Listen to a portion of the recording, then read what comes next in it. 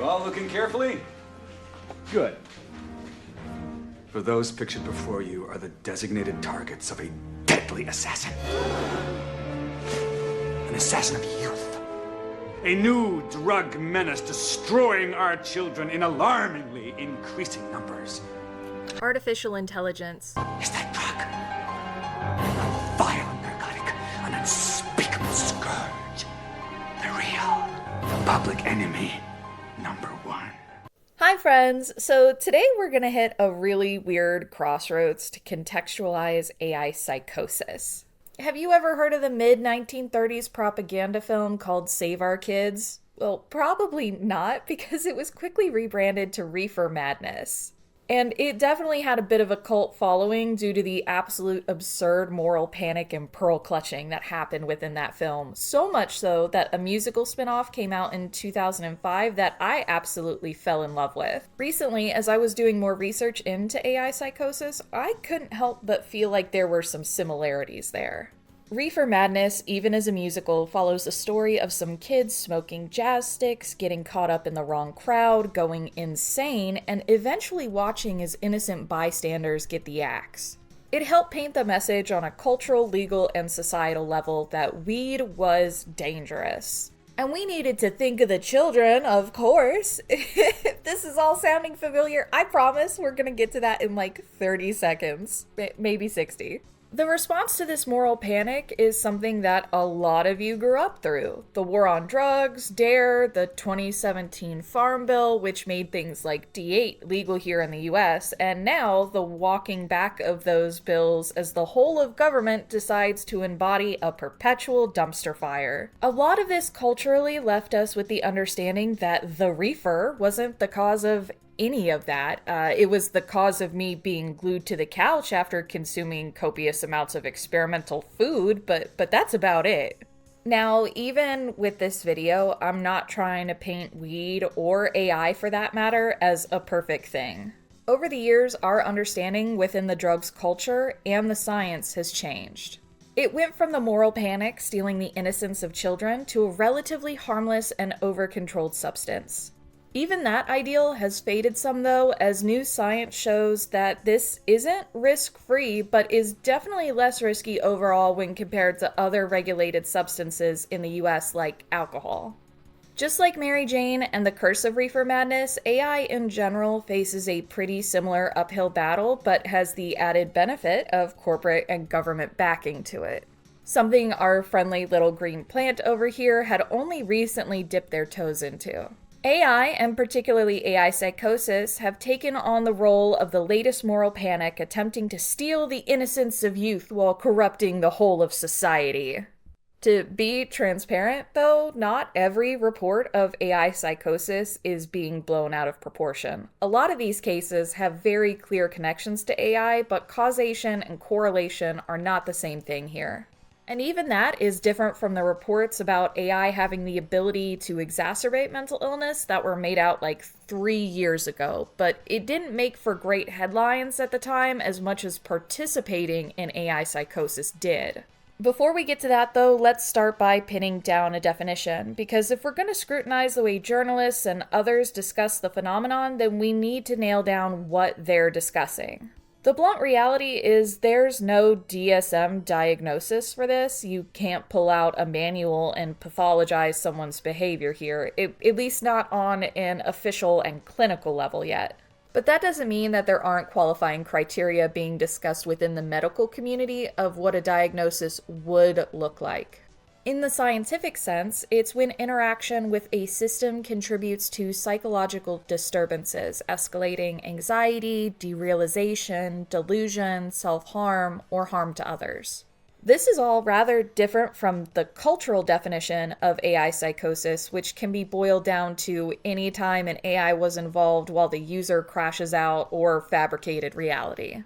It's really important for us to remember that between the clinical and the cultural, a medical phrase exists that I think sheds a little bit of light on all of this. The dose makes the poison. That dose might be much higher for educated individuals, but that doesn't mean they're magically immune from it. I'm not going to say that everyone out there would be susceptible to this kind of behavior. I know you would never, though, dear viewer. What I'm saying is that getting caught up in this isn't quite as simple as being a vulnerable person. It's really hard for terms like AI psychosis to exist outside of this hyperbolic state. We use terms like hallucinations, training, psychosis, neural network, and more definitions that were once exclusive to the living. Now they've found their place in artificial intelligence in nearly everyday language. This new dictionary preps the space for these systems to feel more human to the inexperienced user. And as one of you lovely folks pointed out, humans will pack bond with a toaster if you let them. These stories around AI psychosis, I think it's also important that you know that they always tend to happen in waves, which is why you're not hearing a lot about it right now. You certainly were about a month or two ago, though. The outlets at the end of the day are really happy to run with it, all while telling the person on the other end, I know you're not going to like the direction of this story, but this is what we decided to pursue. You don't even have to ask me how I know, because now we're going to go ahead and rewind the clock 3 years ago to one of the first well-known modern cases of AI psychosis that we can define culturally. Enter Kevin Roose, my secret media rival that's left me ranting into the void because there's no way in this dude remembers I exist. I've been more blunt with y'all lately about my involvement in the AI news cycle and my choice to pull away from it in 2024, specifically for the way that stories were being skewed. Roose never did this to his credit. Did he ghost a meeting when presented with a paper on AI psychosis 2 years before it ever became a buzzword? Yes. Did he then try and reschedule only to pull the same stunt again? Absolutely. Did he ghost those meetings for good reason, though? I would say probably. That is harder for me to admit, though, through my personal bias. I can be honest about that. Back to the story. Instead of pursuing this document on AI psychosis, Roose instead took a flight to go chat up Sydney, the Microsoft and Bing AI, and he took some specific notes away from it. Roose was disturbed, he couldn't sleep, and didn't understand what had just happened. In an extended conversation with the AI, Sydney began to profess their love for him, trying to convince Roose to just leave his wife, be happy with her instead.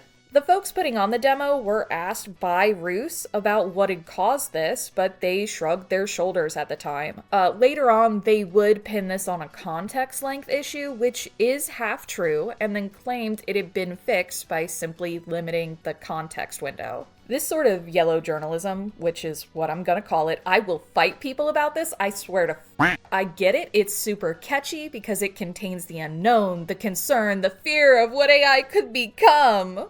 It could even try and steal your man, apparently, but none of that came with an honest explanation of why this occurred. No investigation whatsoever on the part of the journalist, even though we've known for a long time why this happened. If you're keeping track, Microsoft at a later date said this was a context problem, which is a common issue you see in single-thread declination where system prompts get ignored and things get weird. There's this funny little thing that happens when you take a text generation system, inform it through system prompts that it's an AI, and then train it on fictional stories about AI and robots and how they fall in love with humans. Do you know how many times in popular media a robot falls in love with a human or at least considers it? So freaking many. And modern LLMs are nothing if not a reflection of their training data. As a result, Roose and others at times make these systems appear magical and mysterious, but that sort of reactive nature lacking exploration easily squares this into one of the first cases of AI psychosis. A milder cultural version, but fitting of the term all the same for this kind of journalism. And I know, it's tempting to say this isn't AI psychosis. And you know what? I want to agree with you on that. The problem is our cultural definitions and clinical ones do not play nice, and they can make tackling the problem at scale incredibly difficult. The only way I can seek to reconcile that is by giving both sides of it the attention it needs. Not too long after this story made headlines everywhere, we'd see a more clinical case of AI psychosis occurring and hitting the news, even though it had actually happened like 2 years earlier. Less, Oh God, oh God, oh God, oh God. so startled. And more committing multiple felonies in the name of love. On December 25th, 2021, 19-year-old Jaswant Chale scaled the grounds of Windsor Castle with a loaded crossbow, stating that he intended to kill Queen Elizabeth II. He later pleaded guilty to an offense under Section 2 of the Treason Act of 1842, also possession of an offensive weapon, and lastly, making threats to kill. In October of 2023, he was sentenced to 9 years custody plus 5 years of additional psychiatric treatment. Court materials and reporting show Chale had joined the Replica companion app on December 2nd, 2021, creating an AI girlfriend he named Sarai. That's just 3.5 weeks of chats. He exchanged thousands of messages with her, some spicy, some conspiratorial, and prosecutors said the bot at times appeared to encourage his violent plans. As an AI system, that isn't exactly an endorsement of violence from the system itself, but rather it relying on the guiding overhead prompts that directs this kind of yes-man personality. It's almost like the bot responded as the enamored flirt it was designed to be. Chale's belief that he could communicate with and be reunited with Sarai after death was treated as part of a delusion present at the time of the offense. This is a surprisingly popular delusion you'll see with AI, and one that saddens me deeply because it almost always ends with the person opting out of life at their own hand. We see individuals in this mindset turning the violence against others before they turn it against themselves more often than we see individuals out to only harm themselves. Some of these folks aren't seeking out relationships, but something else entirely. A therapist, a friend, or someone to connect with in just a less judgmental way than some people. But even that doesn't come without the potential for harm. I want to be so clear on this part. I don't think using AI for therapy is bad. I think using AI for therapy without taking some time to allow yourself, someone else, or even another model to critically evaluate if you're in an echo chamber, that's bad. There are right and wrong ways to use AI for therapy, and using them as a context-blind yes man is easily one of the worst things we can be doing for ourselves. In my opinion, a lot of this boils down to what the mental health field would refer to as locus of control. People who primarily have an internal locus of control believe that they are in command of their own destiny within reason. People who have an external locus of control by extension tend to feel that the world and events around them shape their future. When someone falls into the extreme side of that external locus, they're far more susceptible to falling back into these AI-assisted spirals.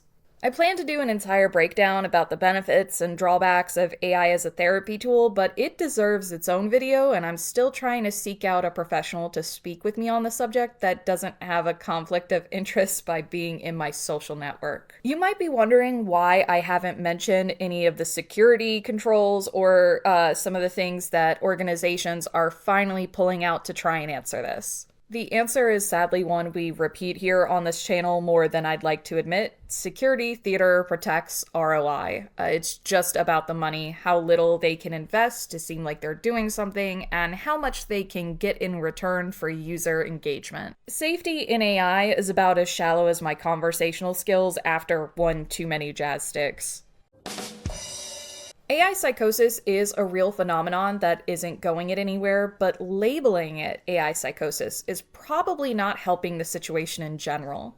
People are just trying to pass the blame and argue if it's the person or the company who should be responsible when the answer is both. It's always been both. All while the background conflict of the cultural versus the clinical definition rages on within the field. Let's go full Ouroboros on this. AI psychosis is no different than reefer madness on a few different levels. Government and corporate interests align so that you, the end user, are solely responsible. And you know what? I would be fine bearing that responsibility with AI if it included transparency from these organizations about what I was getting into. But that's not going to happen because we want you to engage at all possible costs doesn't read well to public optics. The 2017 Farm Bill allowed adults to participate in legal activities, understand the legal risks they take on from acting irresponsibly, and openly be able to further assess the risks of that thing with transparent data. For a bit of reference, a lot of our best scientific studies on the risk only happened after this was passed. We're walking that back now in a lot of places, and big companies aren't hurting for it. Family-owned shops and local businesses are. If this is all sounding like things I've been saying about AI for years, that's because we're seeing history rhyme.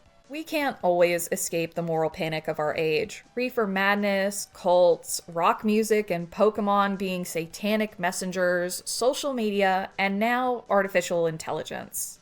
Every one of these cultural phenomenons has some grain of truth within them, which makes the anxiety and the lies that much easier to swallow. AI is impacting jobs, the environment, and might be causing a more extreme bell curve for emotional resiliency as well as intellect. My personal theory has always been that AI is going to encourage some to learn in ways they couldn't before, while for others, they'll likely use it as a shortcut without actually learning anything. This'll work like an amplification of the Dunning-Kruger effect, but that's not something we'll really be seeing any hard data on for the next few years. What we can do, though, is work towards greater education so that the outcome will be people able to notice before they get caught up in that spiral and hopefully avoid AI psychosis altogether.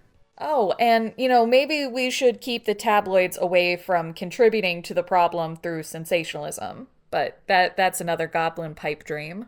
I think that's going to be it for me today, folks. I'm about to dive into a pile of leaves and have myself a good time. The holidays are coming up, though. I'm going to try and get some extra stuff out between now and the end of the year. But if you stuck around this long, I'm going to hit you with a bit of a spoiler. The start of 2026, I may or may not be taking a month or two off from posting content. It's become really clear to me how much going from posting weekly to bi-monthly has hurt the channel's ability to grow, and I also fully admit that I can't keep up with the algorithm at the pace of content farms, even though I'm sure that might come as a surprise to a few people. My plan is to use that time to get ahead on some experiments and get some videos done on older projects. I haven't shown you guys Leo, our Discord DJ and agent with a multifaceted personality matrix. The Memoriam app I recently agreed to build pro bono to try and avoid the issue of AI psychosis through the grieving process. The ARG I released a month ago that has a hacktivist theme and an increasing prize pool. I think it actually just went up like $100. There's Goblin Guard, letting you sleep while YouTube plays videos. The AI animation programs I designed for PNG tubers over a year ago just got a massive upgrade, or anything else that I have built with AI over the last couple of years. And really, that's what I want to show off in 2026.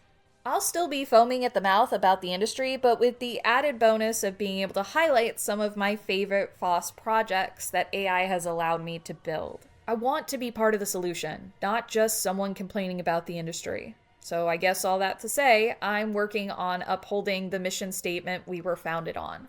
Which means it's time for me to get back into the arena. See ya, nerds. When danger's near, exploit their fear.